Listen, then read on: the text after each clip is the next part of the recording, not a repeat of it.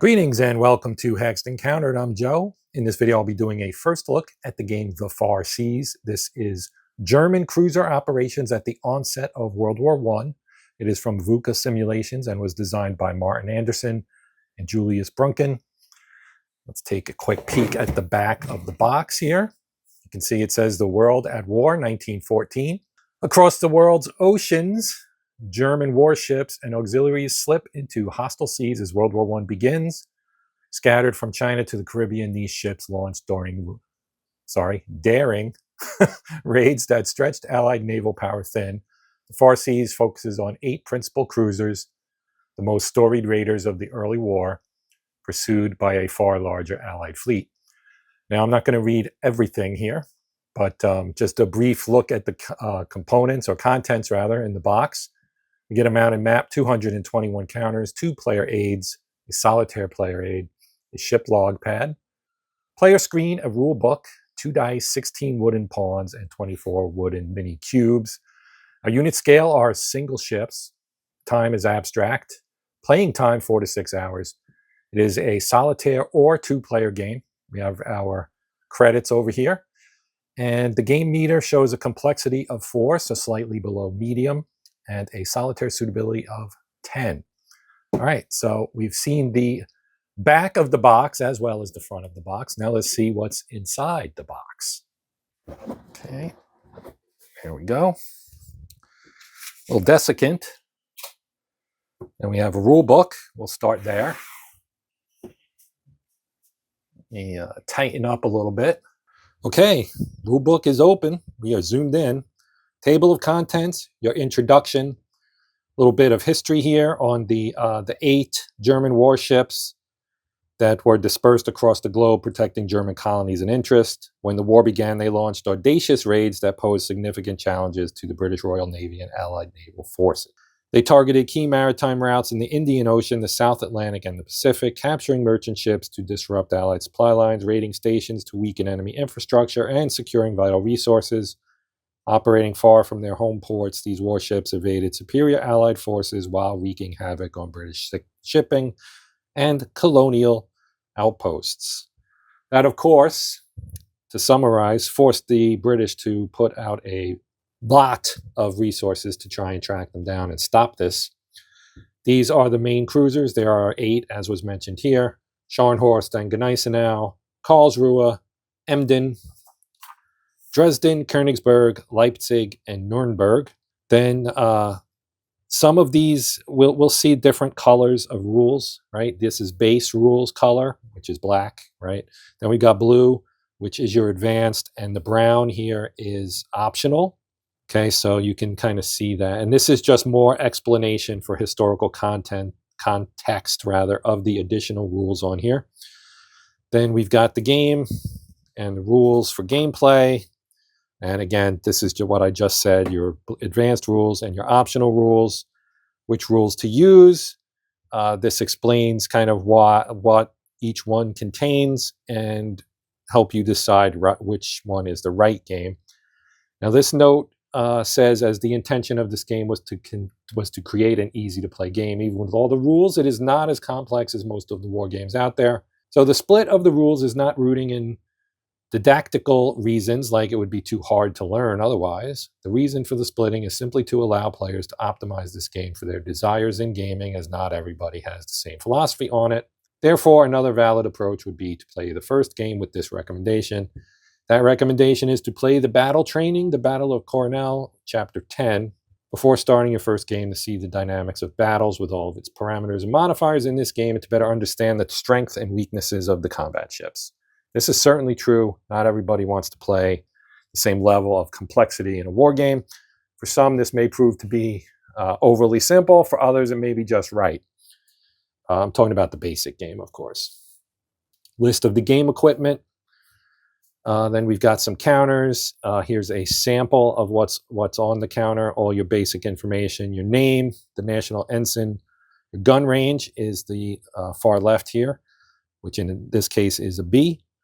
Fire roll modifiers in that burst, white burst symbol with a -2. Damage capability on the shield, the damage capacity, right? That's how much damage it can take, is a 6. Its speed is a 4. victory points and ship class, indicated by the stars here. And then it's eligible for merchant escort duty because of the colored band, the name, and the restriction reminder. Okay, if they have a restriction, and we'll see more about that later, I suspect, that would be the indicator for it. Here's our ship class, right? So it tells you that's how many victory points you get for sinking it, or otherwise, maybe capturing it.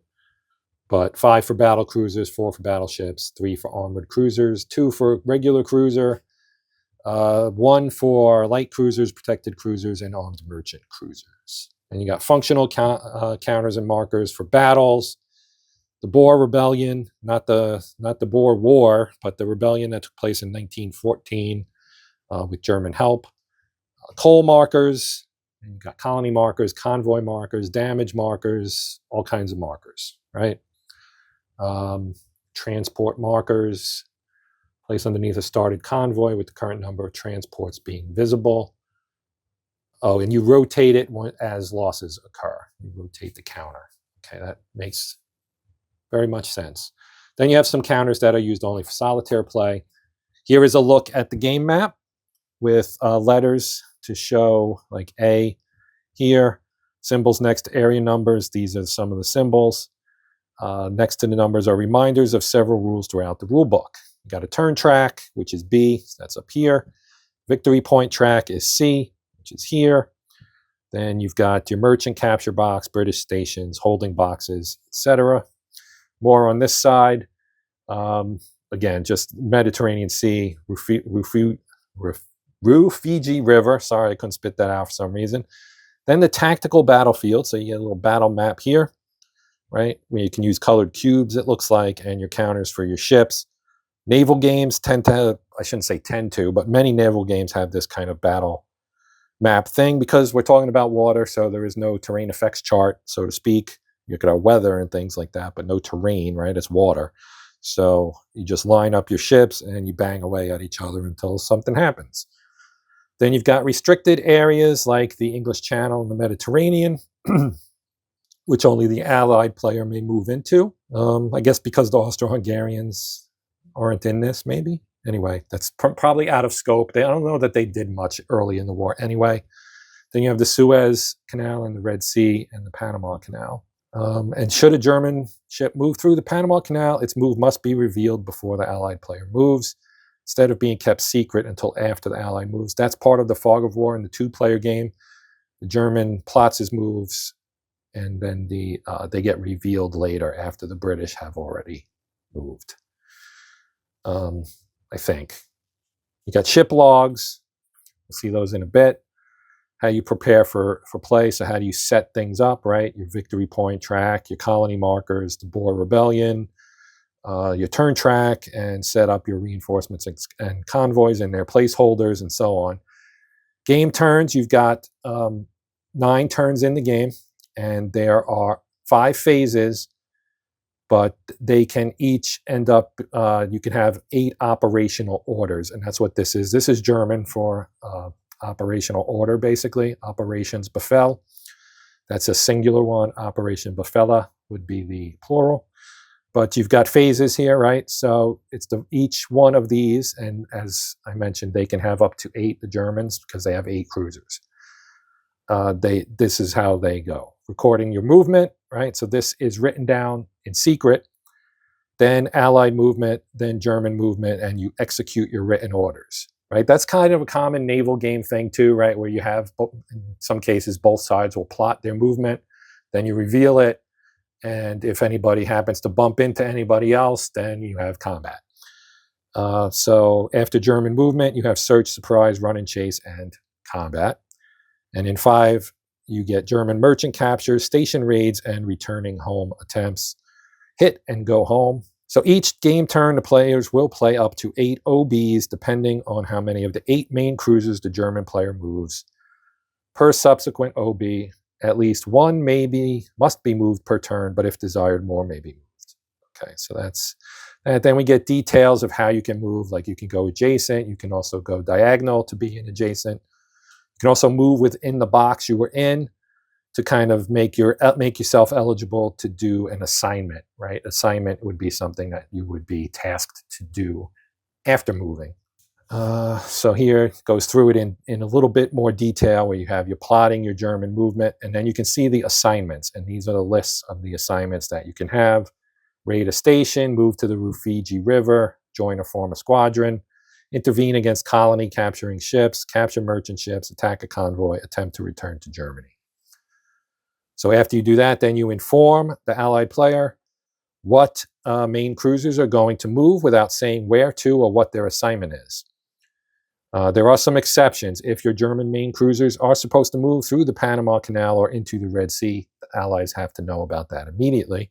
Then you have your Allied movement, and that's due to this I symbol, which means that basically, if you went through the Panama Canal, you're going to be really visible. It's not that wide, and the ships have to pass through single file, so that makes sense. Red Sea is also very narrow, and again, it's easy for people to spot things. Phase 2, Allied movement, and the things they can do is like forming convoys and having escort duty. That's an advanced rule.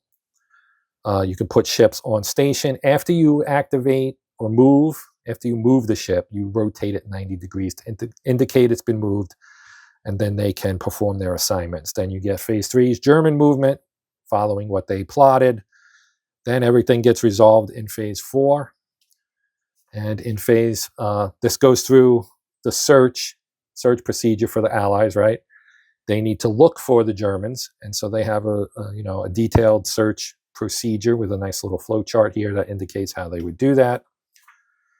There are cowardice victory points. If an Allied player does any of the following: abort an approach, attempt to run, decline to search an area again despite the possibility to do so, and the ships involved in running, aborting, or skipping the repeat search are British, then the German player gains cowardice victory points. So if the British aren't aggressive, they get to pay victory points for it. And here are the combat rules. So here's our combat map with some illustrations on there about how that works. Again, I'm not going to go too deep into details here. I want to not have this be 20 minutes long. You have different types of attacks, surprise and modifiers for the Germans, torpedo attacks, how does all that work, repair loss and consequences. Here are the rules for German surprise attacks. Phase 5, Germans hit and go home. So in here, the Germans will count up their merchant capture victory points, adjust the victory point marker accordingly, and note them in the box on the ship log. And we'll see that next, actually, after the rule book. German merchant captures, scoring rating points, and returning to Germany. Then you get your end of the OB, the Operations Befehl, and you start a new game turn, and you remove all your black pawns. Okay, then there are things about area movement restrictions that we saw earlier about the British ships. And these are the ships that have restrictions, and these are a list of the restrictions, tells you where they start, what they can and cannot do, and what happens if they commit a violation. So this one cannot be violated. Canopus, Albion, Glory, Goliath, and Ocean, they start in turn 1 in England. And on turn 2, they may put them into play without penalty by moving them during the Allied movement phase of any OB to any area adjacent to England. They cannot move any further that turn. However, they could be placed on merchant escort duty. So if any of these violations occur, the German scores the victory points for the ship. So it's almost like they sank it. So that's kind of a big deal. Then you've got restrictions for the Japanese, French, and adjustments for the advanced rules. Changes some of the restrictions based on using advanced rules. And here are the advanced rules. Things like coaling, which is very important, right? That's how they fueled themselves. The German armed merchant cruisers. Then you've got your British convoy rules. Convoy duty, attacking a convoy, surprising the convoy, etc. The German colonies, right? As was mentioned, the Germans had, Germans had colonies in Africa and in the Pacific. The Germans can interfere with colony capturing ships by initiating a surprise attack. And consequences for the success of capturing. So if Allied Allied ships that sink or run do not count towards capture of the colony. The capture will continue once the Allied player has managed to reinforce the colony, capturing ships up to the required amount within the same or next turn. So that's how they score. Weaken the Germans, right? And then here are the optional rules. The Boer Rebellion in South Africa, and that would bring in the Rufiji River, I think, or actually these are separate. They're separate. Then you've got your propellant accident. This refers to an accident that happened in the Caribbean. The Karlsruhe, I think, blew up due to some problems with some propellant. Yeah, propellant accident. And that was the propellant, I think, RPC-12. Returned to Germany with escort, the breakout of the German battle cruisers, right? The Germans' big ships. You could try to have them break out from Germany. Then we got raid on England, so you can carry out raids on England. That was something the Germans wanted to do to kind of maybe draw out the fleet to have a big battle. And then, of course, you get your victory points. How to win section here. And then the solitaire rules, and you get multiple approaches. You've got approach 1, an advanced bot. So there's a bot that runs the Allied side. Then there's approach 2, max multi-handed switching roles. This is for players who like to play both sides in a solitaire game by switching roles, which is what I do very, very often. So you can do that here too. That it adjusts some of the rules because of the fog of war, right? This book tends to drift left as I turn pages. And then approach 3 is a simplified version of the bot. Does not use advanced rules. This one does. Advanced bot uses advanced rules. Simple bot uses basic rules. And then it kind of explains all that. Then you go through the phases, how they work in solitaire play. And this is advanced because it's in blue, right? So this would be using the advanced bot. Phase 3, you got Allied movement, right? They perform it as usual. German movement, main cruiser movement, etc. Chit pull, phase 4, how that works. Combat. And then the Germans hit and go home in phase 5. Then you get your training scenarios. The first one, Battle of Coronel, which I may play just to get kind of the battle, see how the battle works, right? Which is what is recommended here in the rule book. And then there's a training scenario for the Battle of the Falkland Islands. This took place on December 8th, 1914, off Port Stanley in the Falklands. Von Spey's squadron caught by the chasing reinforced squadron of Admiral Sir Frederick Doveton Sturdy. The bibliography, what was used? We got a Winston Churchill book here, The World Crisis. A snapshot of the map, which we'll see in a little bit, and then the back cover. Here is our ship log. It is two-sided. So hopefully you can see that okay. And you can see here are the 8 German cruisers. We've got the 8 AMC merchant captures for the armed merchant cruisers, these guys. Some notes here. Ships returned home, ships in the Rufiji River. British ships sunk, convoys destroyed, colonies not captured. 5 victory points each. Cameroon is 10. Boer Rebellion, 15. The RPC-12 explosion occurs on turn. That's an optional rule. And fake VP for subtraction. Okay. And then here on the other side, we have the violation section. So here's the map. Then you've got the list of the Japanese ships that can can violate their restrictions. The British ships, the French ships, and then these I think are the advanced rules ones: Challenger, Cumberland, and Triumph. All right, so that is that. Let's move on to the player aids. One thing you can definitely say about Vuca Sim, they make very nice components. Their player aids. This is really nice. Got a nice texture to it. Here on the front, we've got the sequence of play. Sorry, I should put this down. I kind of zoomed in. I think I'd like to keep it that way. You've got your sequence of play, your how to win. Then this box down here, I guess must be tied to I don't know. This is just like a look at what the symbols on the map mean, I believe. Inside, you got the Allied search procedure, the encounter procedure. Then we've got combat over here, the combat modifiers, the Allied Rufiji modifier, German modifiers, torpedo attacks, surprise, repairs after combat, etc. And then on the back, you've got the colony and optional rules. Okay, for the Boer Rebellion, the propellant accident, the raids on England, with escort, breakout of German battle cruisers, and you're capturing a colony and return to Germany. Okay, we get 2 copies of that, as you would expect. Actually, oh, these are the player. This is the Solitaire player. There's only 1 copy of this, because that's all you need for a Solitaire player. Solitaire sequence of play. Your preparation adjustments, right? Advanced die, etc. Phase 1, plotting movement.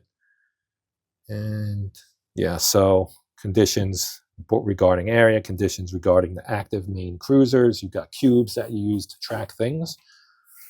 And over here we have return to base, RTB order, execute RTB order randomized. Here's some advanced stuff, the AMCs, the coaling. Then you got Allied movement, German movement, dummy cruisers. That's a solo. You can see the solo marks on these particular markers. Phase 4, how that works. German sink risk table here. That was in the rule book. I remember seeing those colors. Then here you've got the run attempt, the combat, and your phase 5, and then some adjustments. Some situations are too specific to be fully covered by the rules. In such cases, let common sense be your guide. Okay. All right. Then counters. So we'll take a quick stroll through here. You can see these are British ships. And you can see the number of stars, again, indicates the size. The 4 stars, those are battleships. 5-star, like the Lion there, that is a battle cruiser, as is Inflexible and Defense. The red dot indicates they have restriction rules on them to make it easy to know which ships you might have to check what you can do with. There's Invincible, Australia, New Zealand, etc. Right? So you got a lot of British ships. Then down here we have some markers. That's a damage marker. Some of the other, there's your convoy markers, your battle marker, and so on. They are double-sided. The back of the counter will tell you where they set up.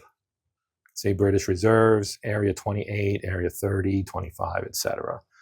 for the ships, and then just the back sides of the markers.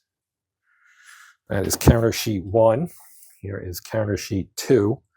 We have some Japanese here. Some Japanese battleships, as you can see, 4 stars. Then we got some 3 stars. Then you have some French.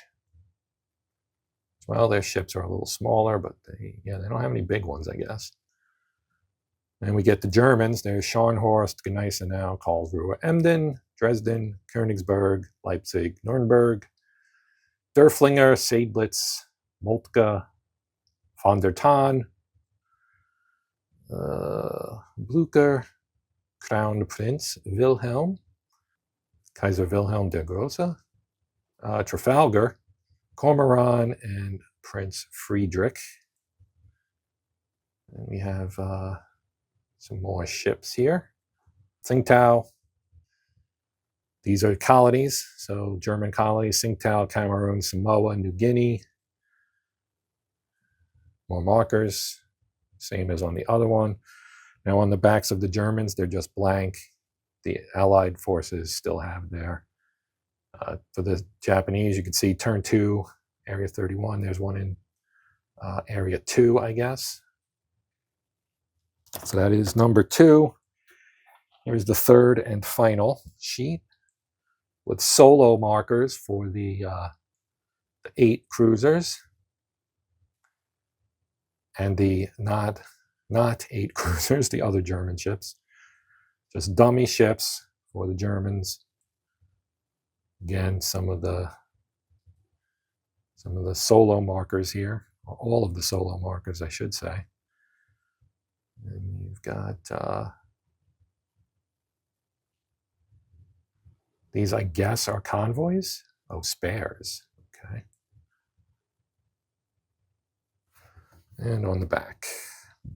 So you could see chit poles, right?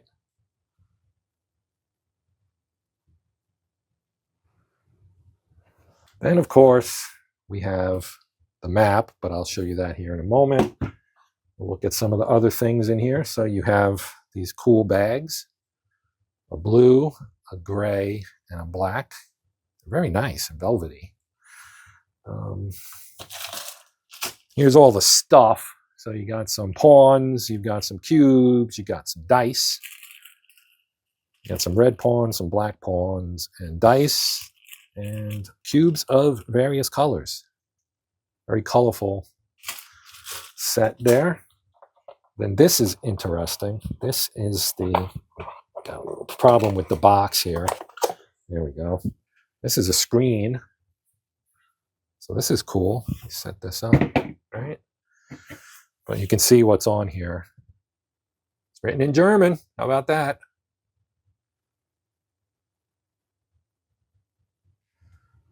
It's pretty cool.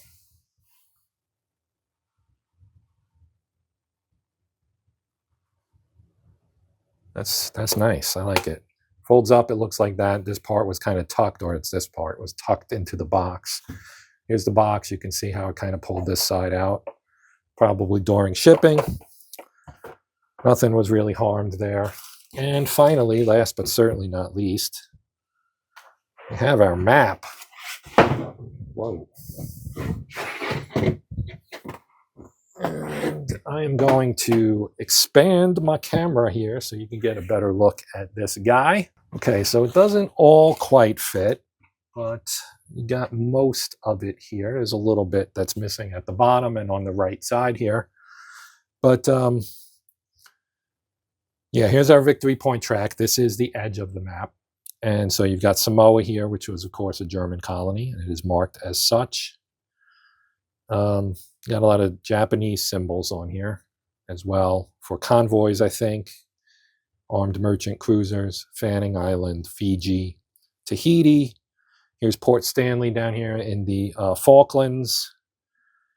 And you've got various places, of course, in the South Atlantic, Cape Town. That's where the Boer Rebellion happens. Here's the Rufiji River. There's Cameroon, Freetown, and Barbados, Martinique, Kingston, Nassau. There's the Panama Canal. It is nowhere near that wide as it is on the map here.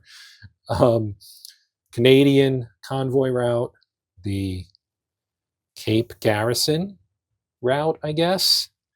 Over here we have Indian 2 and Indian 1, which goes up through the Suez Canal. The Australian convoy also goes up that way.